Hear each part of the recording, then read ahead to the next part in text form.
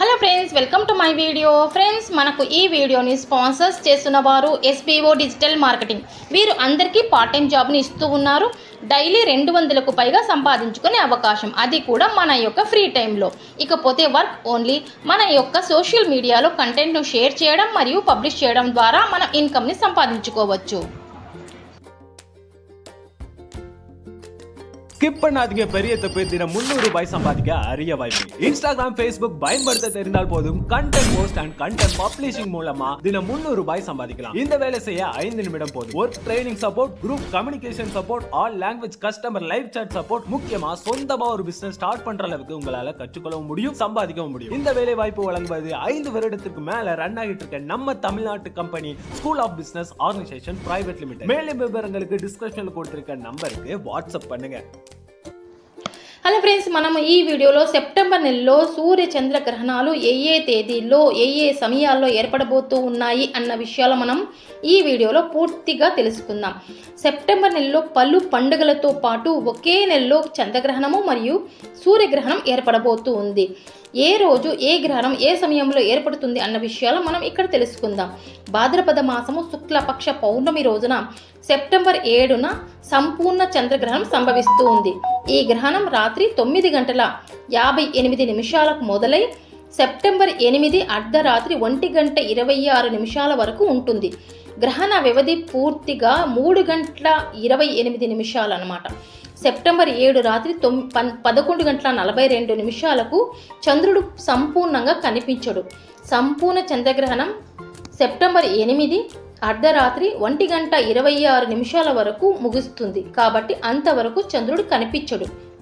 ఈ గ్రహణం భారతదేశంలో కనిపిస్తుంది కనుక సూతక కాలం చెల్లుతుంది. గ్రహణ సమయంలో మంత్రాలను జపించడం, దాన ధర్మాలను చేయడం మంచిది. ఇక పాక్షిక సూర్యగ్రహణం అంటే సెప్టెంబర్ 21న. సూర్యగ్రహణం సెప్టెంబర్ 21 రాత్రి 10:59 మొదలై తెల్లవారుజామున 3:23 వరకు ఏర్పడుతుంది. శాస్త్రవేత్తలు తెలిపిన ప్రకారం ఏంటి అని అంటే, సూర్యగ్రహణం ఆస్ట్రేలియా, అంటార్కిటికా, పసిఫిక్ మహాసముద్రం, అట్లాంటిక్ తదితర ప్రాంతాల్లో మాత్రమే కనిపిస్తుంది. ఈ సూర్యగ్రహణం భారతదేశంలో కనిపించదు. కాబట్టి సెప్టెంబర్ 1న ఏర్పడే సూర్యగ్రహణం సూతకాలం మనకు వర్తించదు. కాబట్టి మనకు పవిత్ర నదీ స్నానం చెయ్యాలి లేదా గంగాజలంలో కలిసి స్నానం చేస్తే గ్రహణ దోషాలు తొలగిపోతాయని చెబుతూ ఉంటారు. అయితే ఈ సూర్యగ్రహణం మన భారతదేశంలో కనిపించదు. ఇకపోతే సెప్టెంబర్ 7వ తేదీన చంద్రగ్రహణం ఏర్పడుతుంది. కాబట్టి ఈ గ్రహణం భారతదేశంలో సంపూర్ణంగా కనపడుతుంది. అందువలన సూతకాలం వర్తిస్తుంది. సూతకాలం ఎప్పుడు, ఏం చెయ్యాలి అన్న విషయాలు మనం తెలుసుకుందామా? ఖగోళ శాస్త్రవేత్తలు తెలిపిన వివరాల ప్రకారం గ్రహణ సమయంలో చంద్రుడు ఎర్రగా కనబడతాడు. అందుకే దీనికి బ్లడ్ మూన్ అని పేరు పెట్టారట. పంచాంగం ప్రకారం సెప్టెంబర్ 7వ తేదీన రాత్రి 9:58 ప్రారంభమై చంద్రగ్రహణం అర్ధరాత్రి 1:26 వరకు ముగుస్తుంది. గ్రహణం మొత్తం వ్యవధి దాదాపు 3:28 మనం ముందే చెప్పుకున్నాం. భారతదేశంలోనే కాకుండా ఆస్ట్రేలియాలోని కొన్ని ప్రాంతాలు, ఆసియాలోని కొన్ని ప్రాంతాలు, న్యూజిలాండ్, అమెరికా, ఫిజీ మరియు అంటార్కిటికాలో కనిపిస్తుంది.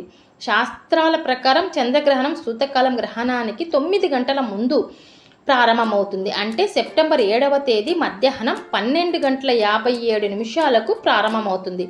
అప్పటి నుంచి గ్రహణ సమయాలను ఆచరించాలి. సూతక కాలంలో ఏం చేయకూడదు అనంటే, చంద్రగ్రహణ సమయంలో దేవాలయాలు మూసివేస్తారు. ఈ సమయంలో మతపరమైన ఆచారాలకు దూరంగా ఉండాలి. కానీ మంత్రబలం ఉన్నవాళ్ళు అనుష్ఠానం చేసుకోవచ్చు. గర్భిణీ స్త్రీలు, చిన్న పిల్లలు, వృద్ధులు ప్రత్యేక జాగ్రత్తలు తీసుకోవాలి. గర్భిణీ స్త్రీలు ఇంటి నుంచి బయటకు వెళ్ళకూడదు.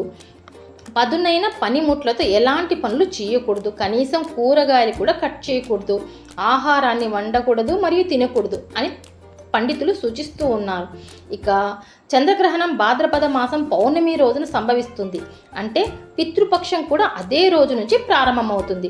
సూతక కాలం ప్రారంభమయ్యే ముందు పూర్ణిమ శాస్త్రం అంటే పితృకర్మలను ఆచరించాలి. చంద్రగ్రహణం ఎందుకు సంభవిస్తుంది?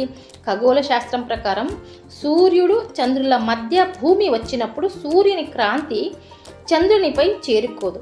అప్పుడు భూమి నీడ చంద్రునిపై పడి చంద్రుడు ఎరుపు నలుపు రంగులోకి కనిపిస్తాడు. ఇలాంటి పరిణామం సంభవించినప్పుడు చంద్రగ్రహణం ఏర్పడుతుంది. ఓకేనా ఫ్రెండ్స్, చంద్రగ్రహణం గురించి పూర్తి వివరాలు తెలియజేశానని అనుకుంటూ ఉన్నాను. నచ్చిన వారు లైక్ చేయండి. ఓకేనా?